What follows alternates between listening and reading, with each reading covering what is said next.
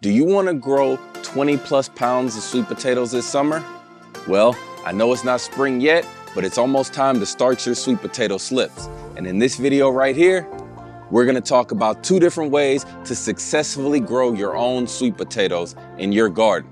What's up, world? I'm Timothy Hammond, the Big City Gardener, and today we're talking sweet potatoes. So let's get straight to it. Now, in order to grow sweet potatoes, what you need are slips. If you ever had an old sweet potato and you left it on your counter or in your pantry, then you noticed that it started to grow leaves.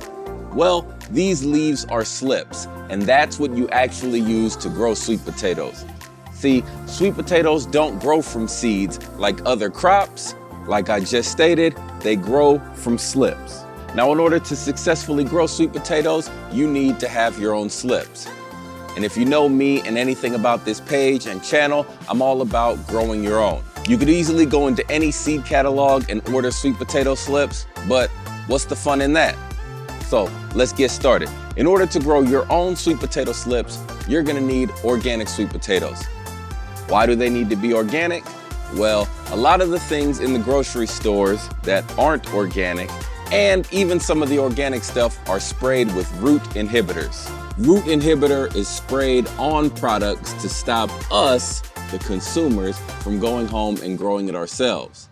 But if you get the organic versions, then they usually are not sprayed with these root inhibitors. What's great about sweet potatoes is that they're extremely nutritious and they can be stored for an extended period of time. And I love crops like that. Onions, garlic, sweet potatoes, things that I can grow once and eat them throughout the year. Now, if you have a root cellar or something like that, you'll be able to keep sweet potatoes for up to a year. I know you didn't think that the sweet potatoes that you see in the grocery store are grown every single day. Nope, once they're grown and harvested at the end of the summer, then they're stored in a cellar until they are ready to be sold. So, if you happen to have your own cellar, you can grow your sweet potatoes in the summer and keep them until the fall or winter whenever you're ready to eat them. So let's talk about 2 different ways that you can start your own sweet potato slips to get ready for your summer garden. Now, you need to start these slips well in advance, at least 8 to 12 weeks before you plan on planting them. When do you plant sweet potatoes? Well, sweet potatoes are a summer crop, and they need at least 100 days of hot temperatures in order to produce. You need to make sure that you keep them irrigated properly, or else you'll end up with a bunch of vines and no sweet potatoes. And there's nothing worse than that. So in this video, we're gonna talk about 2 different ways that you can start your sweet potato slips. All you need to do so are organic sweet potatoes, like we have here. For one method, we're gonna use a mason jar, some toothpicks or skewers, and some water. And for the second method, we're gonna be using a pot, like this one here from Smart Pots, and high quality organic soil, like that good stuff you get from Heirloom Soil.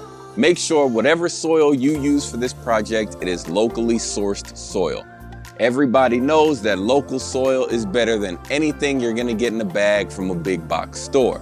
Now, I mentioned that I was gonna use this pot here from Smart Pots, but you don't have to use a pot. You can use any container that holds enough soil to where we're able to place this sweet potato on its side in the pot. That could be a Rubbermaid tote, some Tupperware that you have in the kitchen. You could probably even make it work with one of these small 4-inch pots. The catch is, you're just gonna have to water it multiple times a day. So to cut back on the amount of watering that I'm gonna have to do, I always recommend using about a 5-gallon pot if you have one on hand. Let's get started with method 1. I like to call method 1 the water method. You get your mason jar, you fill it up with water, and then we suspend our sweet potato in the water.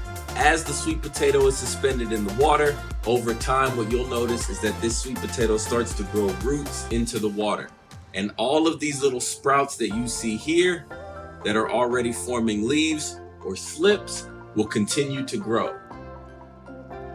Since I'm gonna be using this potato here, I like to test it and see how far it can go down before it starts to hit the water. Now, if you look down here at the bottom, you'll see that the bottom of the potato is submerged in the water. I'm gonna go ahead and add just a little bit more water to this cup. Now, before we talk about how to properly start the water method, let's make sure we know one thing. There's many different types of sweet potatoes that you can grow, and some will grow and produce better than others. It's sort of trial and error. One of these that always produces for me is this one right here. I refer to it as the jewel sweet potato. It's the one that we most commonly see in the stores. When you cut it open, it will be yellow or orange on the inside. Now, you want to make sure that you are growing sweet potatoes and not yams. Oftentimes here in America, people refer to sweet potatoes as yams, and they happen to be two completely different things. What's super cool about growing your own sweet potatoes is that you're able to experiment with different varieties. Like I mentioned, this is the jewel variety. It has a yellowish orange interior. Another one of my favorites to grow happens to be the purple sweet potato. It is a Japanese variety. It has a burgundy skin on the outside and a purple flesh. If you've never grown or tasted it, you should give it a try. Why not this season? What else are you gonna do? So after you watch this video and you learn how to start the sweet potatoes in a couple of different ways, head on out to your favorite organic grocery store and pick up a few different varieties and give them a try. What you'll notice is that some happen to root faster and produce more slips than others. So now that we have our sweet potatoes, we're ready to start what we refer to as the water method. Grab your sweet potato, get a mason jar, and fill it up with water. Now, once you have your mason jar and your sweet potato, you're gonna see how far in you can put the sweet potato before it starts to be submerged in the water. You don't want the entire sweet potato submerged in water. So, once you get about a quarter to a third of the sweet potato submerged, you're gonna take some of these skewers that we have over here,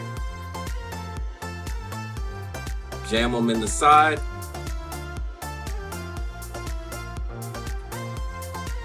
now this will keep your sweet potato suspended. After around a week, you'll notice the sweet potato starts to grow roots at the bottom of the potato. Once those roots form, give it another few weeks and you'll see these slips right here start to grow longer and longer.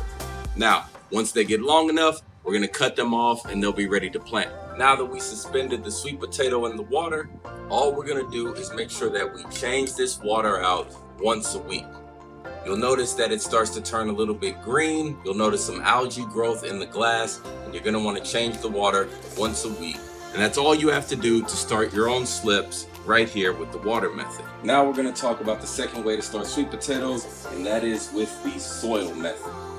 All you're gonna do is grab your pot, grab your container, whatever it is that you're using, fill it up with some high quality soil.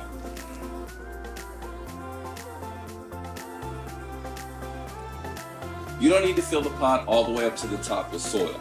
That's why you're able to use smaller containers than this 5-gallon pot, and that's why I also recommended you can easily use something like a Tupperware container inside. Now once you have your pot filled with soil, you're gonna take the sweet potato and stick it in the soil.